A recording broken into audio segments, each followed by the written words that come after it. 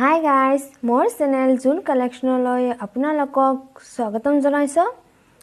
যদি প্ৰথমবাৰৰ বাবে মোৰ চেনেলটো চাইছে তেন্তে প্লিজ সাবস্ক্ৰাইব কৰিব আৰু ফ্ৰেণ্ডছৰ লগত শ্বেয়াৰ কৰিব।